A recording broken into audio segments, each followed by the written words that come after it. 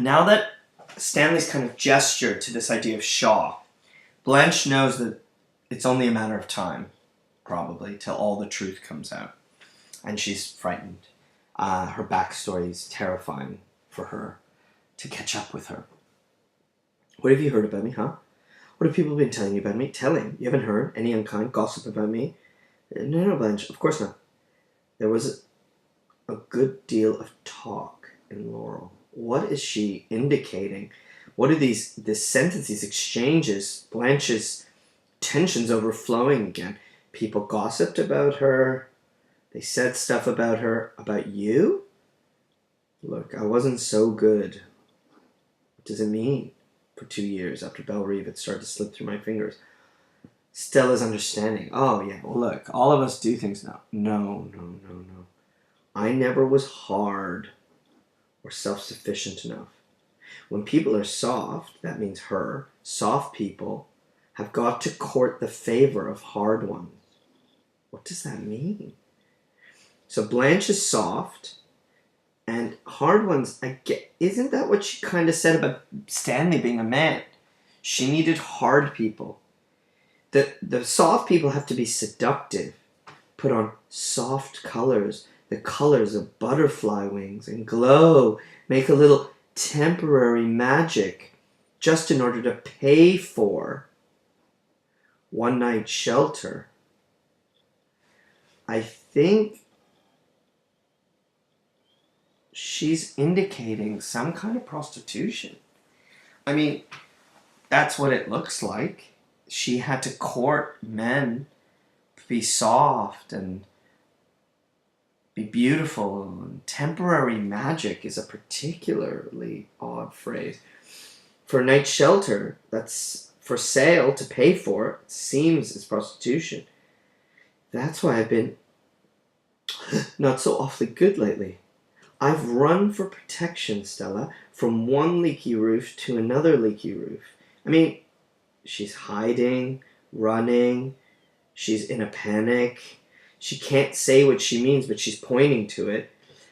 Storm, all storm, and how it goes, caught in the center. People don't see you.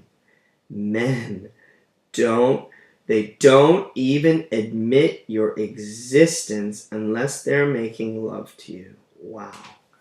So now it's pretty clear that she was a prostitute, that she felt invisible and useless, except when sleeping with them. And you've got to have your existence admitted by someone. If you're going to have someone's protection. And so the soft people have got to shimmer and glow. Put on a paper. This is what she does, isn't it? This symbol. Illusion. Soften the light. But I'm scared now. I don't know how much longer I can turn the trick. It isn't enough to be soft. You gotta be soft and attractive. And I'm fading. Her vanity, yes, but age, insecurity. She's worried. She's really, really sharing her worries with Stella. The afternoon has, it's interesting. Fading, echoes in the stage direction. The atmosphere, that expressionist, plastic way that Williams is actually in Blanche's mind. So the afternoon fades to dusk. Stella goes into the bedroom, turns the light under the paper lantern. She holds a bottled soft drink. Have you been listening to me? I mean, again, this is one of Blanche's monologues. Stella's used to it. Maybe she hasn't actually been listening carefully. I don't listen to you when you're being morbid. So she's being dark and deathly. I think it's interesting, of all the monologues, this is the one she hasn't been listening to. Has she? Did she hear? Did she hear? Is she choosing to ignore? Because to me, it seems she indicates that she was a prostitute. Does the audience notice? I thought for years that there was just a kind of inkling. But now this time, reading it really closely, I think it's pretty clear she's admitting to it. Is that Coke for me? I mean, abrupt change to gaiety. Why abrupt, sudden? She's happy to change topics, happy to be waited on, happy to have things given to her. Distraction, caffeine, sugar. Is it just Coke? You mean you want a shot in it? Honey, a shot never does a Coke any harm. Let me. You mustn't wait on me. So, look, there's that alcohol to drown out the pain. I like to wait on you. It makes me seem more at home. I think this gives some indication of what life was like at Belle Reve. Stella waited on Blanche? Maybe that's why Stella left. We don't know. She goes into the kitchen, pours a shot of whiskey. I love to be waited on. And she wasn't waited on that much because they didn't have any money left. She rushes to the bedroom. Stella goes to her with the glass. Blanche suddenly clutches Stella freehand with a moaning sound. Whoa. And presses her hands to her lips. Stella is embarrassed by her show of emotion. Blanche speaks in a choked voice. You're so good to me. And Blanche, I know, I won't. You hate me to talk sentimental. But honey, believe. I feel things more than I tell you. I won't stay long. I won't. I promise. So it's emotional overflow. She knows time is ticking. On her life, on her ability to stay here. I'll go. I won't hang around until he throws me out. That's what she's worried about. She's worried Stanley's going to find out and say, enough is enough. Just stop being foolish. Okay, watch how you pour that. She's warning Stella. Just be careful how you pour Coke. Blanche laughs shrilly and grabs the glass. Her hand shakes so it almost slips. She pours the Coke into the glass. It foams over. Piercing cry. It's hysterical.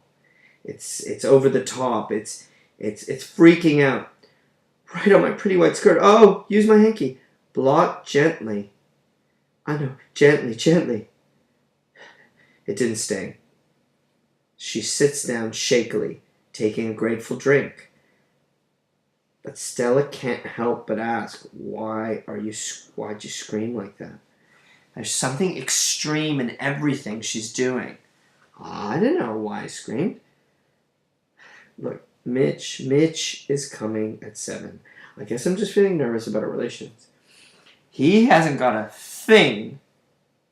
Look what sex is. It's an object to be given, but a goodnight kiss. I want his respect. And men don't want anything they can get too easy. But on the other hand, men lose interest quickly. So, easy versus lose interest. This is a classic stereotype of male-female relations in terms of sexuality and sex itself. But isn't this interesting insofar as everything Blanche has just talked about? She was having to be this soft magic, temporary magic, just to get a night's protection. Now that she's really trying to be with a man, it's proving a lot harder. And it's harder when you're over 30. They think a girl over 30, the vulgar term, put out. I'm not putting out. Of course, he doesn't know. I haven't informed him of my real age. Why are you sensitive about your age? Because a hard knocks my vanity's been given. He thinks I'm prim and proper. I want to deceive him enough to want me. There it is. That's what she wants to do. She wants him to like him, to want him. But Stella, like a good sister, but do you actually want him? And she reveals, I want to rest. I want to breathe quietly again. I want Mitch very badly. Just think if it happens, I can leave. She wants versus now. And wants badly even. Is that the same as desire? And do you have to always desire? Can you seek protection Or must true passion be one of desire? Mitch is the safety, it looks here. And there's a tension. In the play, definitely about that. But here there's a tension insofar as, what does Blanche want? Does she actually want to be with him? Stanley comes around the corner with a drink under his belt. Hey, Steve. Hey, Eunice. Hey, Stella. This is their friends. Not Blanche. They're joyous calls from above. Trumpet and drums. Like Shakespeare. It will happen. It will? It will. She goes out. It will, honey, it will. Don't take it. Don't take another drink. She's been, maybe, why? Don't get drunk. When you're on your date, it's going to do something to you. There's a warning. Stella sees more, maybe, than she can say. Blanche sinks faintly back in her chair with her drink. Eunice shrieks with laughter and runs down the steps. Eunice is over it. Steve bounds over with goat-like screeches. There's that goat. That horny goat. Forgive my French. Chases her around corner. Stanley and Stella twine arms, laughing. Dusk settles deeper. It's slow and blue. Blanche, Ami. Her eyes fall shut and the palm leaf drops from her fingers. Slaps her hand on the chair a couple of times. When she raises herself wearily to her feet, picks up the hand mirror, so she's looking at herself. A little glimmer of lightning about the building.